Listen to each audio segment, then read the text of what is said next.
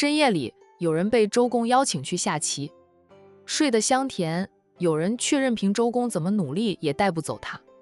林医生就是那个失眠的人，他还在海边的酒店里，天亮了，再带父母赶回市区，直接去医院做检查。父母和何月华应该都睡着了吧？他和何月华都是订的单人间，父母的是双人间，与他不同一个楼层。隔壁的房间恰好住着何月华。2个小时后，何月华打包了烧烤和啤酒回酒店，前来敲过他的门，问他要不要一起吃烧烤喝啤酒，他拒绝了，说明天一早还要开车，不宜喝酒。其实是他不想和何月华单独相处。后来何月华就走开了。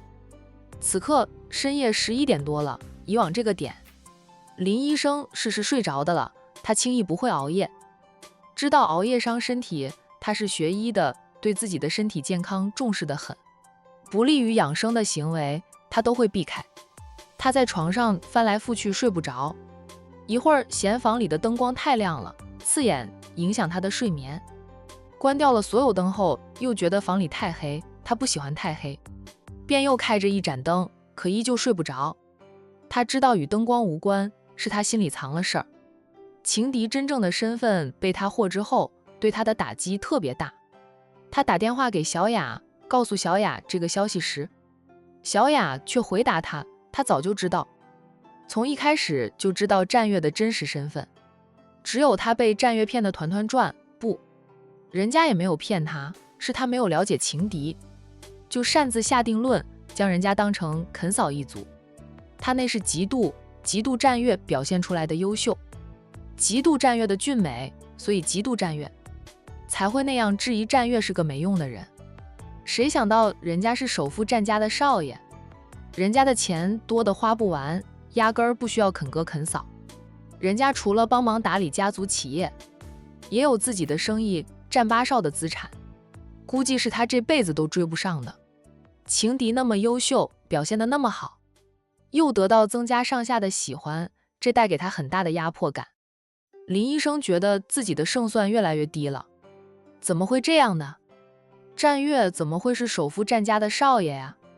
战家的少爷怎么会看上曾小雅呀？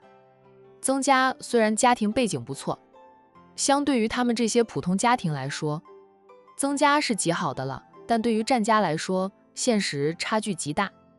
战月肯定是贪图新鲜，想玩玩的。他提醒了小雅，但小雅不相信战月喜欢他。战月那个混蛋明明喜欢小雅了，偏偏不表白。对了，战月不表白，他就是想玩玩的，所以他不表白。林医生想明天找个机会再和小雅单独谈谈，哪怕小雅最后不选择他，但他也不想看到小雅沦为富家公子的玩物。战家是千亿豪门，多少千金小姐挤破脑袋都想挤进去。曾小雅并非名门千金，她哪能挤得过那些千金小姐？想是这样想的，林医生还是睡不着。他再次坐起来，开着房里的灯，拿起手机看时间，已经凌晨了。他掀开被子下床，穿上衣服，拿着手机以及房卡便出去了。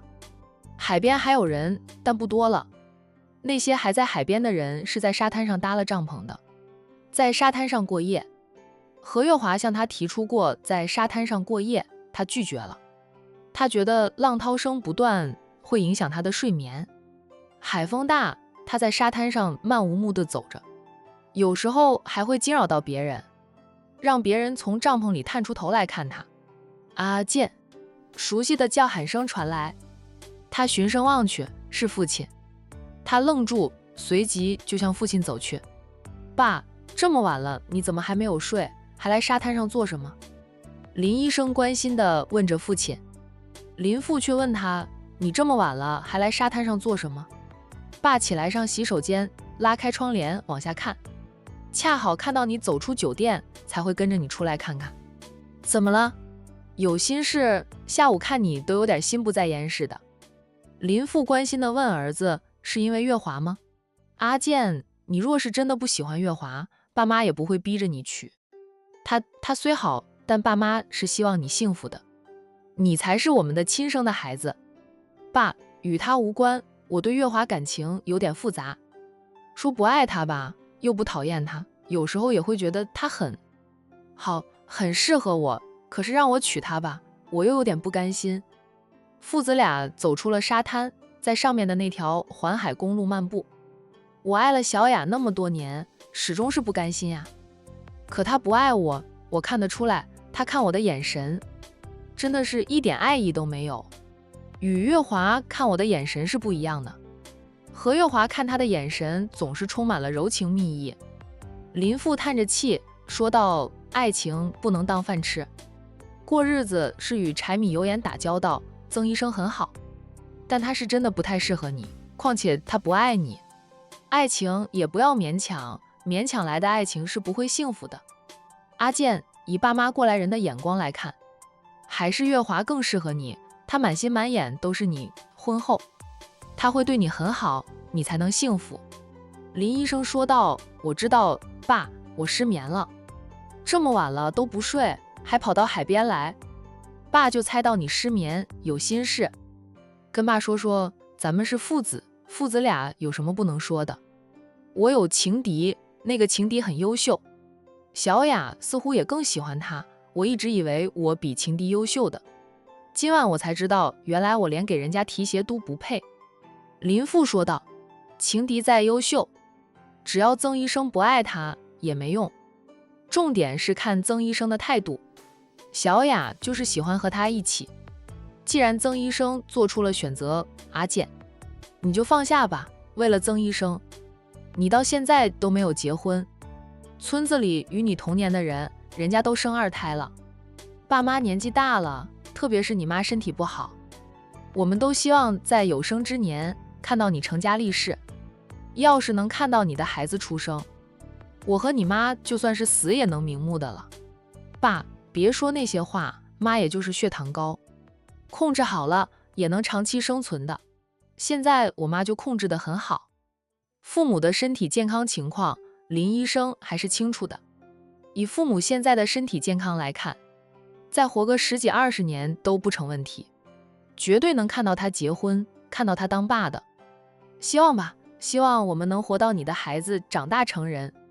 我也想看到孙子结婚呢。你那个情敌是什么来头？林父问道。比你都优秀。在林父的眼里，自己的这个儿子是最优秀的。以前村里的人都说他们倾全家之力供阿健读书，万一阿健读书出来无所成，那就白供了。现在村子里的人都说他们有本事有福气，供阿健出来了，阿健也有本事，靠着自己的本事还清了所有债务，还给家里建了新房子。林家的生活条件越来越好，阿健在管城也买了房，买了车，还有存款，家里亲戚朋友有点不舒服，阿健都能提供帮助。亲戚朋友现在都捧着夫妻俩呢，大家都夸阿健有本事，有良心，懂得感恩。兄姐的生活都因为他的回报好起来，谁不夸阿健一句优秀？我哪能跟人家比啊？爸，你知道管城的首富是谁吗？林父说道。爸哪知道管城的首富是谁啊？我连我们大队的首富是谁都不知道呢。真正有钱的人都很低调的，不会对外说自己家里很有钱，怕别人上门借钱。都说有财不外露，咱们家现在生活条件好起来了，都有人上门借钱呢，被你妈拒绝了。你妈说我们就是看着好，其实也就比以前稍微好一点而已，说你在城里生活也不容易，要是容易的话，你早就结婚了。用得着现在还打光棍吗？那些借钱的人就不情不愿地走了。阿健呀，以后回老家你也低调点，不要说你在城里赚了多少钱多少钱，别人嘴上夸着你，心里不定怎么嫉妒你呢。现在的人没有以前的人淳朴了，都是嫌你穷憎你富的。林父轻易就歪了楼。林医生说道，爸，你扯那么远做什么？我知道的，以后回村里我会低调点，说现在大环境不好，大家都有医保，生病了都是去医院看，我们诊所也不好做的。刚起家时，他回到老家是喜欢炫耀，炫耀自己的诊所挺赚钱的，炫耀他在市里买了房买了车。这2年成熟稳重了，加上那些老家人有点不舒服就找他，还不给钱，他也不好跟大家要钱，吃了不少的亏还说不出来。他就悟出了一个道理，真如父亲所说的，有财不外露呀，低调点好。管城的首富姓占，是千亿豪门。千亿豪门呀，放眼全国都没有多少千亿豪门。林父说到，管城那么大，有钱人多的去，首富是千亿豪门也不奇怪。都说我们镇上的首富都有不少身家呢，老婆都不知道换了多少个豪车，一辆接着一辆买。管城的首富是千亿豪门，再正常不过了。这和你的情敌有什么关系？林父总算反应过来，该不会你的情敌就是首富家的少爷吧？我也是让人去打听才知道的。占月竟然是首富占家的少爷。占家这一代的少爷有9位，他排行第8，称8少。占家的少爷都很优秀，随便拎出一个来，都能压死我们这些普通人。知道情敌是占家的少爷后，对我打击很大，我失眠了。林父瞪大眼，千亿豪门的少爷都喜欢曾医生呀？曾医生那么好吗？千亿豪门的少爷都喜欢他。阿健，那你再努力努力吧，你要是能娶到曾医生进门，咱们脸上都有光。你连千亿豪门的少爷都能打败，多厉害呀！林医生无语地看着父亲。林父讪讪地笑，爸就是那样说的。爸还是刚才那句话，不管你的情敌是什么身份，有多优秀，主要还是看曾医生的态度。你别管情敌怎么样，看曾医生是喜欢你还是喜欢你的情敌。如果他选择了你的情敌，你就死心吧。还好你还有月华，月华就是个会过日子的姑娘，就是她的原生家庭不太好，只要她够强势，能过好自己的日子，不被娘家拿捏也还可以。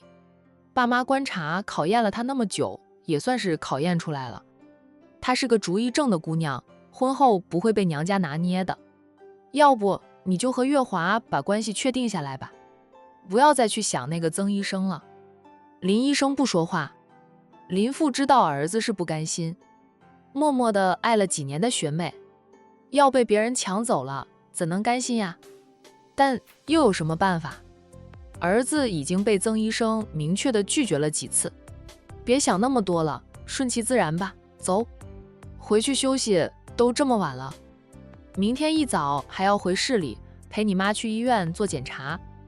知道儿子是挂的曾医生的号，林父说道。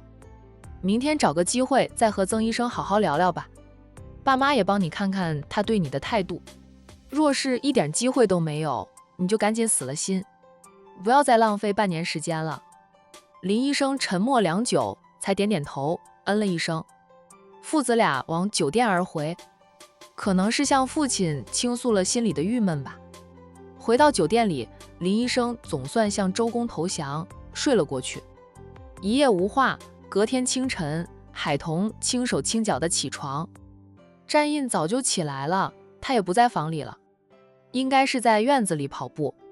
海童看了看时间，还早得很，她也换上了运动服，下楼去和丈夫一起跑步。有时候夫妻俩还会在院子里过2招。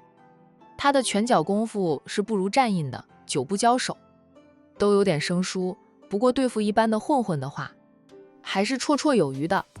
如今他出入都有保镖保护着，遇到危险很少需要他动手的了。贝贝没那么快醒来，小丫头一般要睡到8点多才会起。宝宝和苏猛要上学，他们房间里有闹钟，到钟了，闹钟会响，把小兄弟俩叫起来。都是小学1年级的学生了，有了生活自理能力。他们是自己起床，自己换衣服，洗刷后背上书包下楼，管家会给他们准备好早餐。等他们吃完了早餐，管家和保镖会送小兄弟俩回学校，基本上不用海童夫妻俩操心了。当然了，夫妻俩父爱母爱泛滥时，也会亲自送儿子上学的。有时候海童在院子里晨跑，回到屋里时，儿子已经上学了。她觉得婆家对孩子的教育挺好的，从小就培养自理能力，孩子有自理能力后，当妈的能轻松很多。